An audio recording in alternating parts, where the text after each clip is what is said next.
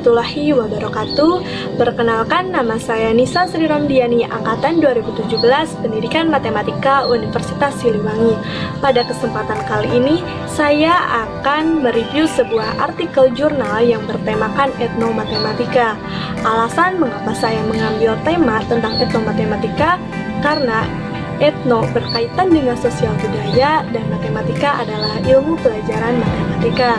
Sehingga menurut saya memiliki daya tarik tersendiri etnomatematika itu. Karena mengaitkan pelajaran matematika pada kehidupan sehari-hari ataupun sebaliknya, mengaitkan kehidupan sehari-hari atau budaya sehari-hari kepada pelajaran matematika. Sehingga kita dapat mengatasi atau merubah pemikiran orang-orang yang beranggapan bahwa matematika itu sulit, karena matematika tidak hanya dipelajari di bangku sekolah saja, melainkan matematika dapat dipelajari atau dapat kita jumpai juga di kehidupan sehari-hari. Maka dari itu, ayo kita simak. Baik, langsung saja kita mulai mereview artikel jurnal. Artikel ini merupakan artikel nasional. Kita tampilkan dulu artikelnya. Ini dia artikel yang berjudul Studi Etnomatematika di Kalangan Petani Desa Kelir, Kecamatan Kalipuro.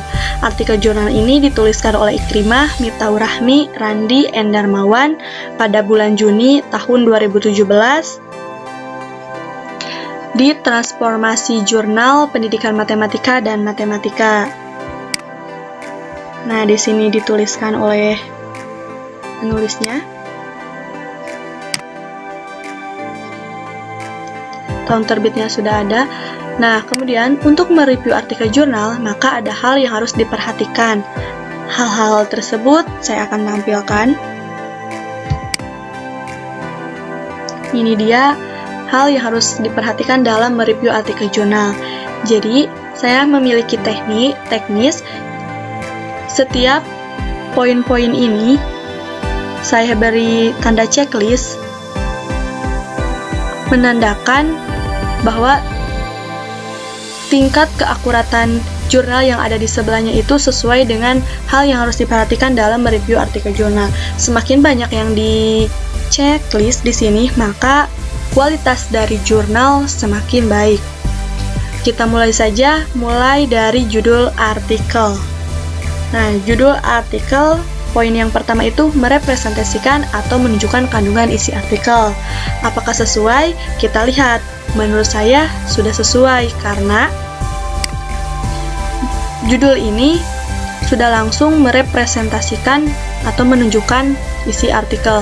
Terlihat saat kita sepintas saja membaca studi etnomatematika di kalangan petani, berarti langsung terbesit ya di kepala kita itu akan menjelaskan etnomatematika di kalangan petani Desa Kelir.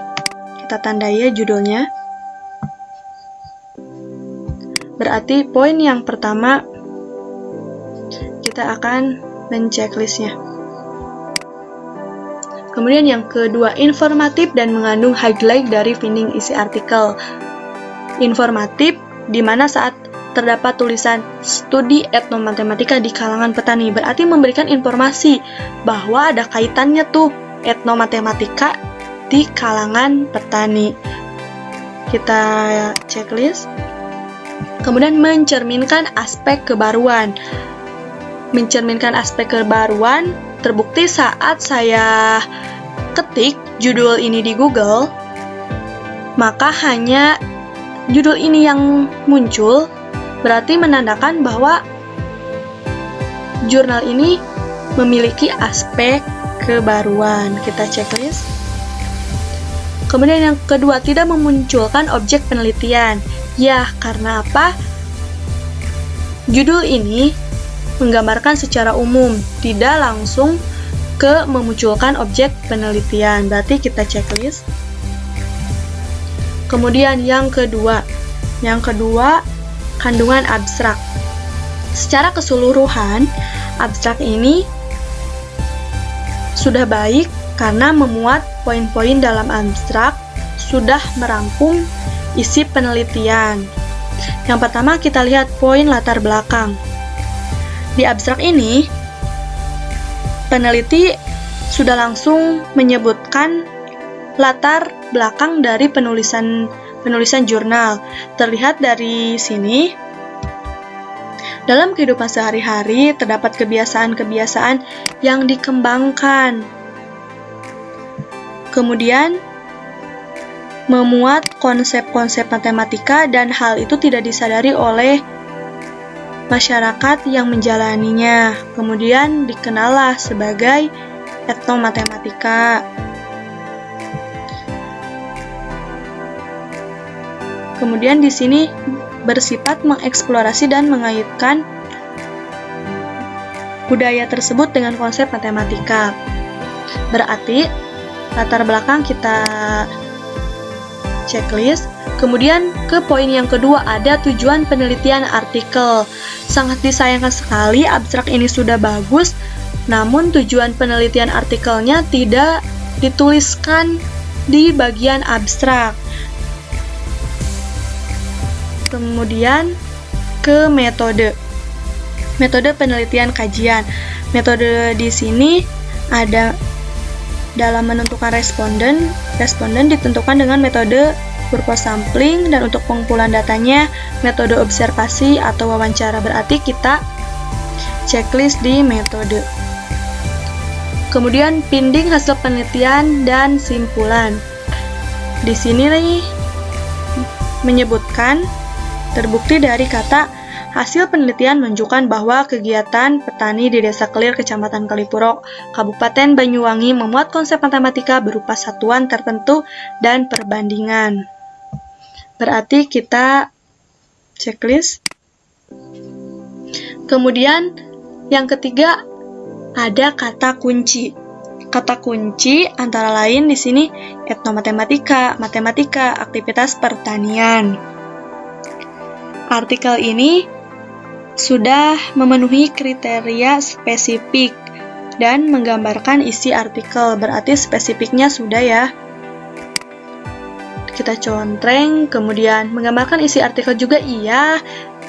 Saat kata etnomatematika, matematika, aktivitas pertanian berarti sudah menggambarkan secara umum. Kemudian minimal 3, maksimum 6. Di sini sudah ada 3, berarti kita checklist. Kemudian yang keempat, keterbacaan gambar, tabel, dan persamaan. Yang pertama itu ada penyajian tabel, gambar, persamaan sesuai dengan kaidah tulisan ilmiah. Kita lihat. Nah, di sini ada gambar. Gambarnya sudah sesuai dengan kaidah. Di sini ada keterangannya, kemudian ada di mana foto ini digambar, foto ini diambil dari gambar mana, dibuat oleh siapa, sudah dicantumkan di keterangannya. Berarti yang pertama kita checklist. Yang kedua, menyebutkan sumber. Ya, menyebutkan sumber terbukti dari kalimat ini, Wibowo 2016. Berarti sumbernya itu dari Wibowo 2016. Kemudian rumus dibuat sesuai standar. Ya, rumusnya dibuat standar. Seperti halnya contohnya ini. Rumus ini penyelesaiannya juga dibuat secara standar sesuai dengan kaidah matematika. Kemudian gambar berkualitas baik. Menurut saya berkualitas baik karena gambar di sini cukup jelas dan terbaca ya. Tabel juga terbaca dengan jelas. Kita lihat. Tabel di sini mudah dipahami kan? Berarti kita beri contreng. Bahasa pada artikel, bahasa pada tabel sama dengan bahasa artikel. Ya, sesuai. Kemudian yang kelima ada penggunaan istilah dan kebahasaan. Istilah-istilah sesuai dengan standar baku setelah saya baca berulang kali dari mulai judul hingga ke daftar pustaka, bahwasanya istilah-istilahnya itu sudah sesuai dengan Kamus Besar Bahasa Indonesia. struktur kalimatnya juga sudah sesuai dengan standar baku. Jadi penulisan artikelnya ini sudah standar baku. Paragraf tidak bersih hanya satu kalimat, iya. Jadi di satu paragraf ini terdapat beberapa kalimat. Kemudian penggunaan istilah asing dicetak miring atau italik juga iya. Terbukti saat ada bahasa-bahasa asing. Di sini ditulisnya dengan menggunakan huruf italik seperti kata seprapat,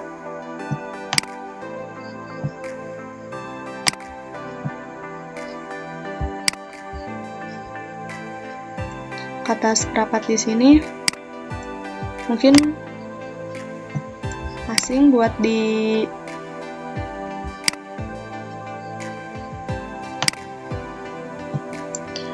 Nah, kemudian kita ke latar belakang. Latar belakang atau pendahuluan.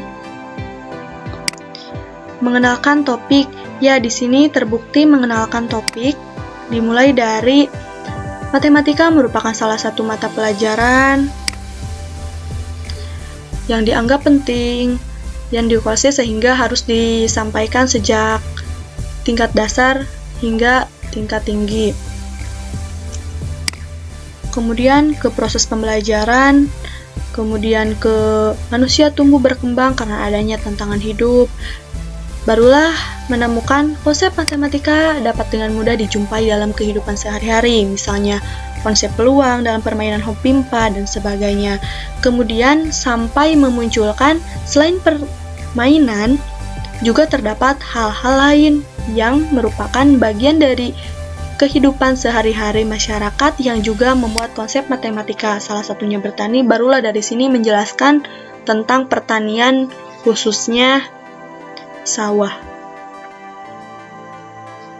Berarti mengenalkan topik, kita checklist. Kemudian menggunakan prinsip segitiga terbalik, iya, karena dari umum ke khusus. Berarti kita contreng. Menekankan pentingnya topik ini dibahas. Peneliti tidak menuliskan pentingnya topik ini dibahas, berarti kita abaikan. Kemudian kita ke poin 7. Poin 7 ada kecukupan SOTA. Yang pertama mengaitkan dengan pengetahuan terkini, iya. Kita beri checklist. Mengaitkan. Jadi mengaitkan etnomatematika pada pertanian dengan pengetahuan terkini gitu ya. Jadi diangkat ke pembelajaran matematika. Kemudian menggunakan referensi SOTA. Di sini tidak mengaitkan dengan referensi yang sebelum-sebelumnya. Kemudian kita ke nomor 8, ada menjelaskan gap analisis. Yang pertama itu mencantumkan apa yang sudah dilakukan. Di sini mencantumkan ia melakukan penelitian dari mulai mencari masalah hingga membuat pembahasan dan kesimpulan. Berarti kita beri checklist. Mencantumkan apa yang perlu dilakukan, tidak mencantumkan di sini apa yang perlu dilakukan oleh pembaca ataupun penelitian ke depannya. Kemudian yang ke-9 ada kejelasan tujuan penelitian. Yang pertama, mengenalkan apa yang dikerjakan, ya. Namun disayangkan di sini itu tidak menjelaskan tujuan utama dari pembuatan artikel ini. Seperti halnya tadi di abstrak juga tidak disebutkan tujuan dari penulisan. Dan setelah saya pahami, setelah saya baca, keseluruhannya juga tidak mencantumkan tujuan utama. Jadi tujuannya di sini itu tidak secara langsung, melainkan secara tersirat. Jadi memaknai isi dari artikel ini. Jadi tujuannya penulis ini menurut saya mungkin untuk mengaitkan studi etnomatematika pada pertanian ataupun pada petani yang terdapat di Desa Klir, Kecamatan Kalipuro. Baik, yang selanjutnya ada metode penelitian. Di metode penelitian, yang pertama menjelaskan metode dan paradigma penelitian. Di sini, peneliti menyebutkannya terbukti dari kata penelitian ini merupakan penelitian eksploratif, deskriptif dengan tujuan ini mengeksplor kegiatan penanaman padi di Desa Kelir, Kecamatan Kalipuro, Kabupaten Banyuwangi. Berarti poin yang pertama itu sudah memenuhi, kita contreng.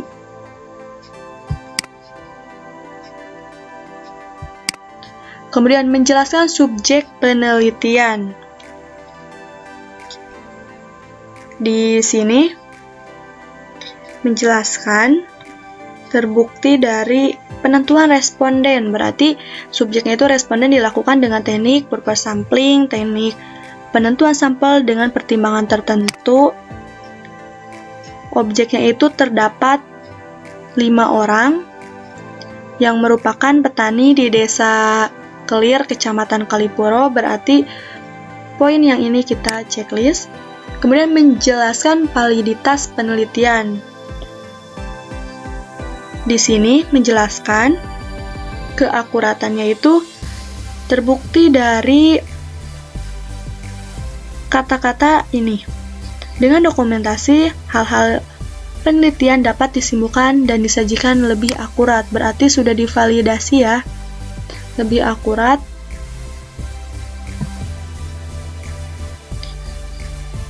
Kemudian sudah dianalisis penelitian ini. Kemudian yang terakhir ada menjelaskan teknik pengumpulan, pengolahan, dan analisis data yang digunakan. Di sini peneliti sangat jelas sekali menuliskan dari mulai pengumpulan data, kemudian observasi dilakukan, untuk apa, kemudian wawancara dilakukan pada responden penelitian, dengan proses apa, dokumentasi hasil-hasilnya dapat disimpan dengan lebih akurat, kemudian studi kepustakaan dilakukan dengan menentukan konsep-konsep, kemudian hingga ke analisis data juga disebutkan. Berarti metode penelitian poin yang terakhir kita beri contreng. Kemudian kita beranjak ke hasil penelitian.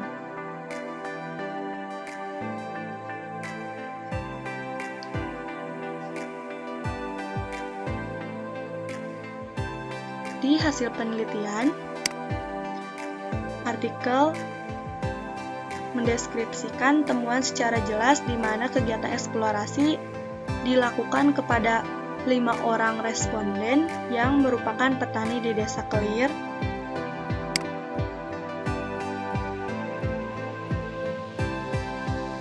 Kecamatan Kalipuro, Kecamatan Kalipuro, dengan hasil eksplorasi sebagai berikut: data responden, proses penanaman padi, proses pengobatan padi, hasil penemuan peneliti semua disertakan dengan tabel. Nah, jadi ini data responden.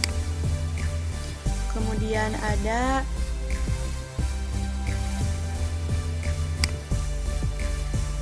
proses penanaman padi, ini dimuat di tabel. Kemudian ada lagi penentuan galat kebutuhan bibit, kemudian ada pengobatan padi,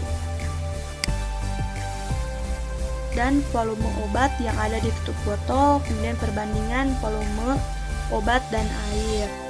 Semuanya disajikan dalam bentuk tabel dengan hasil wawancara dan hasil observasi. Berarti di sini mendeskripsikan temuan, iya. Kemudian kajian saintifik dari temuan tersebut, keterkaitannya dengan konsep-konsep teori yang sudah ada dan aspek-aspek saintifik lainnya. Di sini tidak mengaitkannya dengan konsep-konsep atau teori yang sudah ada, melainkan di sini melakukan penemuan baru dan menuliskan temuannya. Kemudian kesesuaian hasil temuan penelitian dengan penelitian-penelitian sebelumnya, terutama yang tercantum di bagian SOTA. Tadi kan di SOTA itu tidak mencantumkan, sehingga ini kita abaikan saja. Kemudian kita beranjak ke pembahasan hasil penelitian. Nah, di sini yang pertama itu menjawab masalah penelitian, iya. Menjawab, jadi menjawabnya itu ada kaitannya studi atau matematika di kalangan petani. Kemudian mendukung dan mempertahankan jawaban hasil, iya. Kemudian membandingkan dengan hasil penelitian yang relevan juga, iya. Menyatakan keterbatasan dari studi yang dilakukan. Di sini tidak mencantumkan keterbatasannya di mana, sehingga poin tersebut kita abaikan saja. Kemudian menyatakan pentingnya temuan. Di sini juga tidak dijelaskan adanya pentingnya temuan. Kemudian menemukan kebaruan, menurut saya iya menemukan kebaruan karena ada kaitannya ya, yang biasanya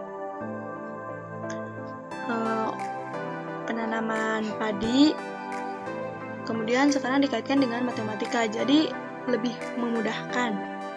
Kemudian menyampaikan proyeksi untuk penelitian lanjutan, tidak. Kemudian kita beralih ke kesimpulan. Yang kesimpulannya, yang pertama, cukup menjawab tujuan penelitian hipotesis, iya. Ditunjang oleh data-data hasil penelitian yang cukup, di sini tidak ditunjang. Kemudian menampilkan hasil utama, iya. Di sini disebutkan langsung ya, kesimpulan dari penelitian ini adalah kemampuan petani dalam menentukan kebutuhan jumlah bibit padi dan perbandingan volume air dan pupuk cair obat dalam penyemprotan diperoleh. Nah, ini kita sebutkan dengan penampilan hasil utama. Kemudian tidak menampilkan data pengujian statistika, iya betul. Di sini tidak mencantumkan tabel-tabel ataupun statistika lainnya. Kemudian kesesuaian dengan tujuan, iya. Merangkum semua hasil secara padat, benar. Kemudian simpulan dibuat narasi tidak per item. Ya betul, di sini langsung dibuat narasi tidak per item. Kemudian kita ke daftar pustaka. Yang pertama, konsisten. Menurut saya tidak konsisten karena di sini ada daftar pustaka yang menggunakan garis bawah, berarti ini tidak konsisten. Namun penulisannya sudah sesuai dengan apa? Berarti kita checklist.